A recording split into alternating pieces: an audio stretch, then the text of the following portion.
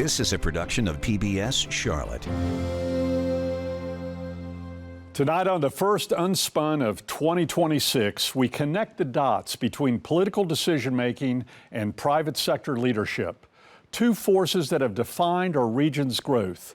You know, few names are as closely tied to Charlotte's story as developer and civic leader Johnny Harris. As Charlotte continues to navigate rapid population growth, compete for business, and plan for the next era of infrastructure and livability, there are few voices with a better long-term perspective on where the city has been and where it needs to go next. In today's America, welcome to the Spin Game. Believe me, I know, I'm Pat McCrory.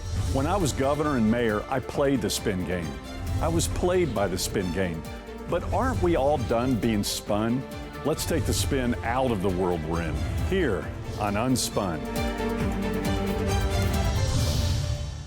Hi, I'm Pat McCrory. Tonight, in this special edition of Unspun, Pioneers in Politics and Business, we sit down with Johnny Harris to talk about the past shaping the present and the present shaping the future.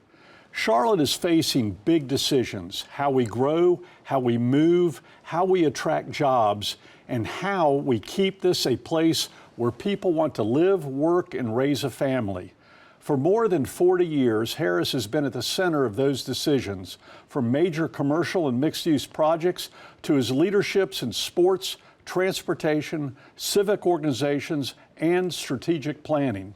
Johnny, it's great having you on the show. Thanks, you very Pat. much. It's always good to be with you. I want to talk about the past a little bit, going all the way back to your grandfather. Neither one of us do that very well. We don't look No back doubt about it. anything, but go ahead. Yeah. But I think it's important because one of the reasons I want to do this Pioneers in Politics and Business is to get new people familiar with how Charlotte got to where it was.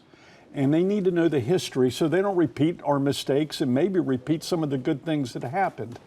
But one of the first governor ever from Charlotte, North Carolina, was your grandfather, Cameron Morrison. You were a young man when he passed. Do you remember him? Well, yes, I do, actually. I was about 7 when he passed away in 1953.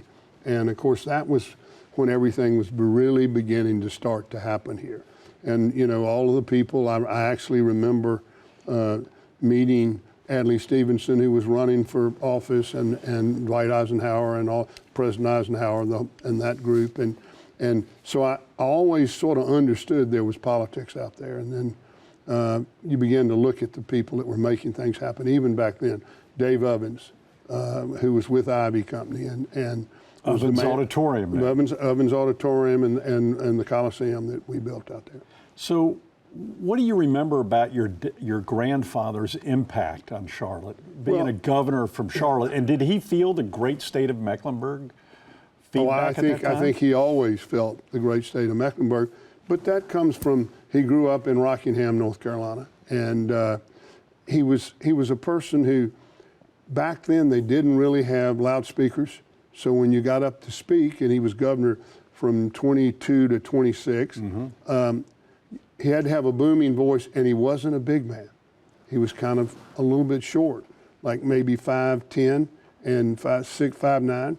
But his voice was booming. He had a photographic memory, and he would read books, and he'd read a book in about 3 hours, and then you could ask him page 23, and I promise you he could answer it. It was unbelievable. He could go to the page and tell you. Now, he grew up at the South Park area, right, which was a farm. Well, he grew up in on Richmond. No, he didn't move here until after he left the governor's mansion in 26. Right, but that farm was right next to the Graham farm. Oh, absolutely. The farm, that farm grew up. I mean, yes, that farm. And then when we moved out there in '53 after he died, we grew up right next to Dr. Graham and the Graham family. Do you remember that? The fields out in South Park, the fields. Yeah. I mean, I remember Park Road Shopping Center. I remember what the ditch in Colony Road was a creek that sort of separated the bull barns from the milk cows. Oh yeah, it was the largest dairy farm in North Carolina. So that gets us to your dad. Mm-hmm. Your dad also had a big impact on Charlotte, especially with the development of Quail Hollow Country Club. would he understand today, if he were still alive, what you've done with that regarding golf in the future? I think he would be so very, very pleased. And I think that and all of his friends, and I had the great good fortune to be, through my father, had great knowledge and understanding of people like John Belk and Bill Lee and Cliff Cameron and Ed Crutchfield, and of course one of my closest friends, Hugh McCall, who always looked to make things better. And it really was an interesting experience to watch leaders who had ideas and then watch public buildings begin to follow that leadership, or vice versa. And they played such an integral part in the transition of this community. Well, there was another guy that played an integral part in putting Charlotte on the spotlight, and it was someone who became a close friend of yours, a national, international figure by the name of Arnold Palmer. Well, that's true. But you know, Arnold was from Latrobe, Pennsylvania, through and through. Yeah. But loved North Carolina. He loved being here. He loved being a part of the Charlotte. But he had a house here in Charlotte He did on the golf course. out at Quail Hollow. Yes, and a sir. dealership. That's right. I remember That's right. Arnold Palmer dealership downtown Charlotte. So did that help bring sports and the golf tournaments to Charlotte? Oh, I think absolutely it did. And my father had been working at the Masters and at the scorer's table, and when Arnold won in '58, he actually received the scorecard from Arnold when he turned it in, and handed it on to a guy named Ike Granger, who was from Wilmington, North Carolina, and it was during that they became friends, and he asked him to come talk to a group of leaders here who wanted to build a golf course, and that's how it all started. Well, we kind of center on the center city and talking about our history and the growth of that, and we're going to talk about that. But two other major cities in Charlotte are called South Park and Ballantyne. In fact, I think during the time I was mayor and governor, South Park was probably the third largest city in North Carolina regarding a business park. Yeah. Can you go through how the concept of South Park started and how important that was? Because it could have been developed in a very poor way, like parts of our east side at the time. I'll do it quickly. When my grandfather died, and he was operating a very large dairy farm. My father, ironically, was allergic to cows. And so it wasn't going to work, and he was running an insurance agency here, a casualty insurance agency, and he and my brother would that was not going to be where my father was going to be, was on the farm. So they sold the cows, the milk cows, to Biltmore Dairy, and gave the beef cows to Laurinburg down to the university. And it's interesting that we began to think about what was the best way to do something with this land, which was between 45 and 5,000 acres. Yeah. And you had to plan it. And that was sort of the beginning of me understanding that you couldn't do anything well unless you stopped and thought about it and planned it and then pursued a good plan.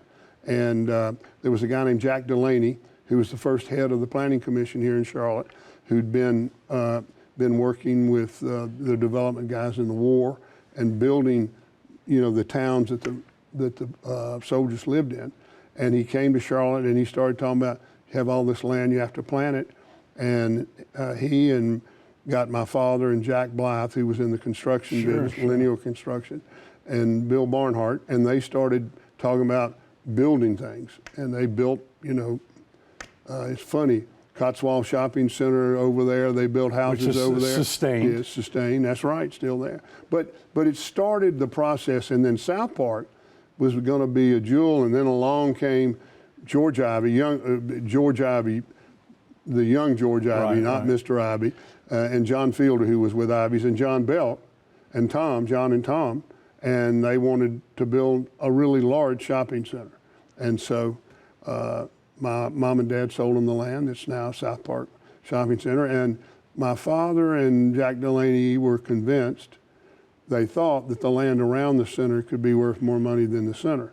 And then a guy named Smokey Bissell, my brother-in-law, finished the service and moved back here after teaching school in San Diego. And next thing you know, we were in the business of real estate as well as the land around South Park, and starting to put together a well-planned community around South Park. It's made a difference in Charlotte's economic Yes, development. sure. Speaking of Smokey, you and Smokey then, I That's guess, right. applied the same learnings to Ballantyne, which Correct. used to Yeah. be nothing. In fact, as mayor, I did the first groundbreaking at Ballantyne. I think it was 96, Yeah, that's 97 right. time That's right. period. Yeah, it was, and it was really the thing that you don't. It's so much easier to do a good job when you control all the land and they're not competing interests. Yeah. I mean, it's easier to say, well, we don't want to put something there. I never will forget out at Ballantyne, everybody who was doing developments was putting all their money and all of the show up on the street, up on the interstate. Yeah.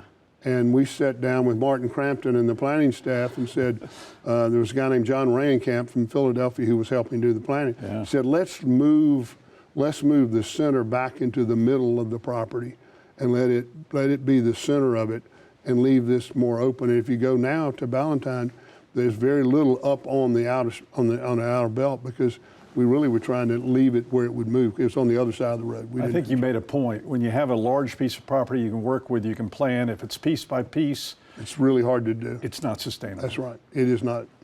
Real quick, Phillips Place. Yes, sir.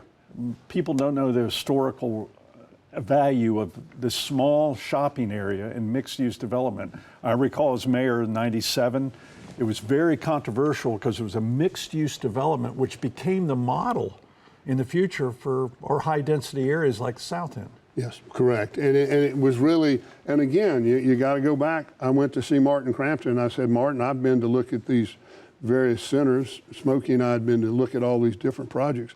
And we kept saying, you know, they're mixing the uses now. It's not only retail, but it's residential and it's office. It's a place where people can live, work, and play. Yeah. And you know, you never heard that up until that was going on, and we did. At least you didn't hear it associated with Charlotte, and you know, we had the great opportunity to do that. You and I have had a lot of discussions about what's made Charlotte Charlotte. What do you think are the 3 or 4 major things that made Charlotte beat our competition at the time? Greenville, Columbia, Richmond, Tennessee, you know, Knoxville. That was our competition back in the 60s. I think and 70s. when you go back and you look at number one, during the civil rights movement, there was a real chance for us to fail, and because of John Belk, our mayor, and Fred Alexander, we had a situation where our leadership went to the rest of the leadership, both black and white, and said, okay, we just can't let this city lose. We have got to win at doing the best job we can for that. And we started and we did it. And that's when public facilities became so important. 1958, Billy Graham had his first crusade here. My dad was treasurer of the crusade, and I remember going to the Charlotte Coliseum, and it was the first time I'd been to a public facility with integrated facilities. And Billy would not appear in the Coliseum if the facilities weren't integrated. And of course, Paul Buck, you know, he was all for that. So we had, but I think you watch that happen, and then all of a sudden we built this building, largest unsupported dome in the world at that time, and we began attracting things. And because our leadership had stood up and made this building happen, Dave Ovens and others, you all of a sudden saw it begin to be an integral part, bringing our community together. And all of a sudden that public facility became a sports facility with the NCAA and bringing them here, and John Belk's involvement with the NCAA. And that was just the beginning. And we had major business leaders later on serve on the school board. Dick Spangler, Absolutely. the wealthiest person in North Carolina, Yeah. ran for the school board. Yep. And won. And won. Another area. And a wonderful man, too. Let's talk about the present and future. Yes, sir. The airport. I mean, you've been crucial in that. I got to give Richard Van Rood a lot of credit where we started, and Jerry Orr, the airport director. I was on council at the time, and then we started third parallel runway, the concourses. That airport changed our city. Yeah, I think you go back. I think our public facilities, our leadership, our people, and the airport, and of course John and Jerry Orr. I mean, you know, we've along the way, you've been associated with so many different community leaders and were part of the structure of Charlotte. Jerry Orr, Wendell White, David Taylor, all these guys that were so important to Charlotte worked within the guidelines that we have. Truly, the airport established the fact that we were more than just a crossroads for the textile industry or the trucking industry. And this is at a time, too, when during my tenure as mayor, we didn't know what was the airline's future because That's right. U.S. Airways was going up and then it'd go down, and then the mergers and acquisitions. I mean, literally, well, it could have gone the other way. I sat in a boardroom in London trying my best to get BA to buy Piedmont Airlines and then U.S. Airlines. I think I dealt with 4 different CEOs during that time. That's what Lord King and those people. It was really interesting. It was, but then we didn't think of what it could have gone another direction. I'm worried you're not going to let me answer the rest of the question. What's that? The next most important thing that's happened to Charlotte was a decision by a mayor after working with a former CEO that he worked with, where he told him, don't wait, go work on building the light rail. And I remember all of that, and I remember Bill Lee telling me it's the most important thing the city will ever do, and Pat can make it happen now. So all of a sudden, you know, like so many people in Charlotte, when they get told it's a good idea, they think about it, and we all joined in to help you. And you know, we built light rail when nobody thought it would work. And think about what's been created, you know, along that rail system, not just south end, but now NODA and up north and going towards the university.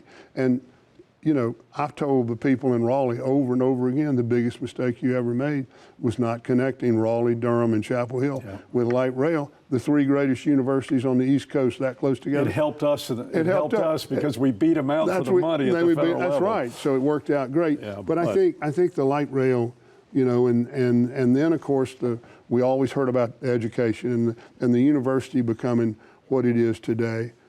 Charlotte, which wasn't in the city limits when I was elected mayor. Oh no! Yeah. And it was a little bit like, you know, there was a mistake made, and I was an integral part of the mistake when we talked about we built the Coliseum out on Billy Graham Parkway because the land was free and we thought it was great, and we were going to build it downtown, but Bill Poe and the Baptist Church didn't want a neighbor that was the Coliseum because the Coliseum was a little concerning. So Bill Lee told me, and I want to apply this now to the future. Bill Lee said, you can wait until the paint arrives and do it then. And then it'll be an easy sell, but you've probably waited too long. Or you can do it now, and it'll probably work, but it's going to be one hell of a sell. For the future, if you had to talk to future mayors and local officials and business people, what do we need to start doing now before we feel the pain? Well, we're fortunate that private industry, Atrium, with their new Pearl, which I think will be one of the most dramatic impacts on this city going forward. I think we have people who we got to continue to focus on jobs. We're in a location nobody really understands, but if you think about it and you take the 3 lowest cost provider of electricity in this country, 2 of the 3 control Virginia, North Carolina, and South Carolina. Virginia Energy owns SCANA, and they own Virginia. We got Dominion. We got and Dominion. That's right, Dominion Energy, and so it's an amazing situation, and now you find yourself with the ability to track that whole new industry that's developing. And it's jobs, but it isn't a lot of jobs because they're just big buildings with 15 or 20 people. So what are we not doing now? Do you think that we should be doing to prepare for the future to prepare for the pain or try to avoid the pain? Well, I think there are always going to be challenges, but I think we got to figure out a way to make our education system work. Our transportation system, as bad as people think the traffic is, every time you move somebody here, and they tell you where they came from, and they say you just can't believe it. This is so much nicer than where we came from, and you don't want to get into talking about other places. But we want to learn from that, That's too. right. We want to learn. We and don't want to become That's why planning what made is so people important. leave. That's why planning is so important. So real quick, sports and entertainment Yep. in the future. You were instrumental in bringing golf tournaments to PGA, the Wells Fargo Championship, but also the Panthers. Yep. God, we got to get them in. Well, we got to do. We got to get it through this year and pull it out. So, what's the future in sports and entertainment? Because travel and tourism is a major part of our economy. Sure, and I think again facilities. You know, when Bruton and those guys went out and built NASCAR. This is Bruton Smith at NASCAR. NASCAR. I mean, wow. And now look at the industry that's been created, you know, in North Charlotte and in North Mecklenburg County. And, you know, we got to get over just Charlotte. What we got to do is begin to talk about, as you did, I mean, you went from being a mayor, being the head of Charlotte, to being governor, the head of the state. And I think you have to always stay focused on the area surrounding you and looking at the edge conditions of what you're trying to do. But I do think sports, entertainment is going to do nothing but go forward. And you look at what David Tepper is now talking about, a 4,400-seat entertainment facility next to the Coliseum in Uptown. That's really important. It's really important to keep it as focused as we can. Let's talk politics in the remaining 3 minutes. Sure. First of all, I read somewhere that at one time you considered running for governor. Was that because of the influence of your granddad, do you think? Oh, I think that was a little bit of my grandfather. And I think then when I was, I don't know whether you remember all these old names, but Burt Bennett and Jimmy Glenn, after we'd just done the Coliseum out on Billy Graham Parkway, they came to me and asked me to consider. And I actually went around the state for a while thinking about it. And then Deborah and I had a long talk, and we decided that wasn't such a good idea. Yeah, so, my wife wished she would have had the same conversation. No doubt about it. But I do think that anything we can do to reach out through the political aspects of the state of North Carolina and bring people to understand Charlotte is not the great state of Mecklenburg, but it is one of the shining lights in the state. What did you learn, and what can we learn by, as I learned, traveling throughout the state, running often for statewide office, that you maybe even while you looked at that possible position a long time ago, what did you learn from the rest of the state about Charlotte? And I think that's changed now. I think it's changing. I think it's changing. I think it's changing because it's all happening so fast. Yeah. And I think about, I think people. There are three kinds, you know, Ben Franklin said there are three kinds of people in the world: the people who watch change, the people who fear change, and then the people who embrace change. And they're the ones that create a vision for the future. They embrace change, and we call those people leaders. And we call them, you know, they end up being mayors and governors and all of that. And I think what we have to do is stay focused on where we're going, think about how to plan for it. I do think the understanding that jobs keep this city so much safer and so much more productive because people are here and bettering themselves as well as bettering the city. Well, Johnny, I'm convinced that the city and the state that adapts to change better than everyone else in the future, because change is coming whether we like it or not, the city and state that adapts to change will be the city that survives. Yep. And you're one of the great change agents of Charlotte and of North and South Carolina. And I just want to personally thank you for that. Well, thank you. Thanks for having me. And appreciate I've enjoyed it as I always do. Thank you very much. Take care.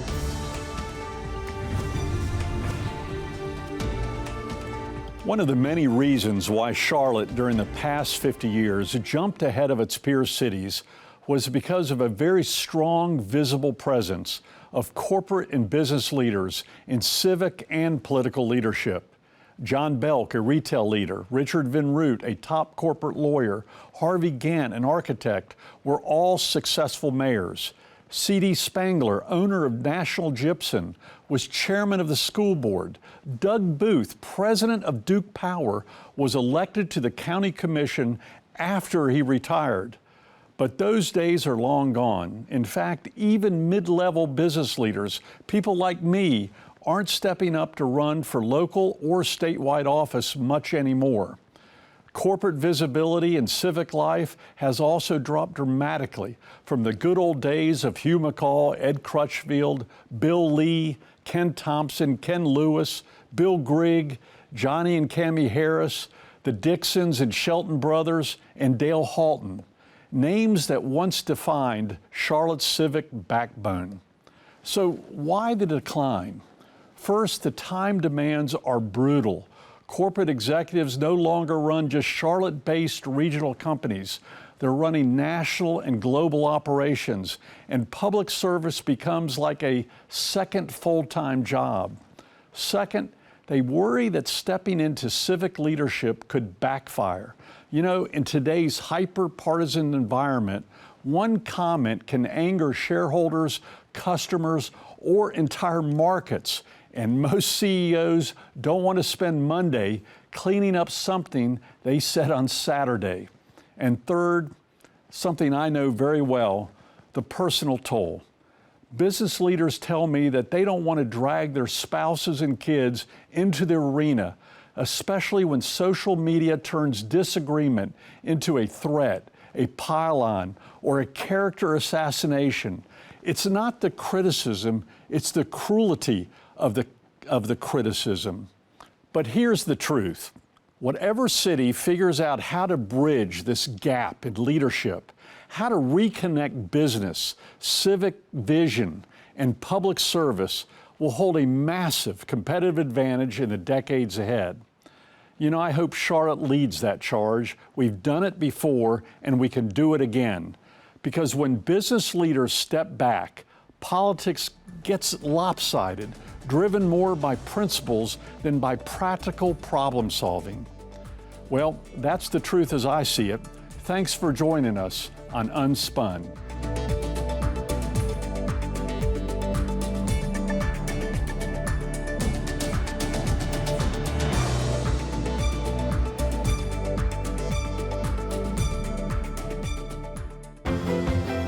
A production of PBS Charlotte.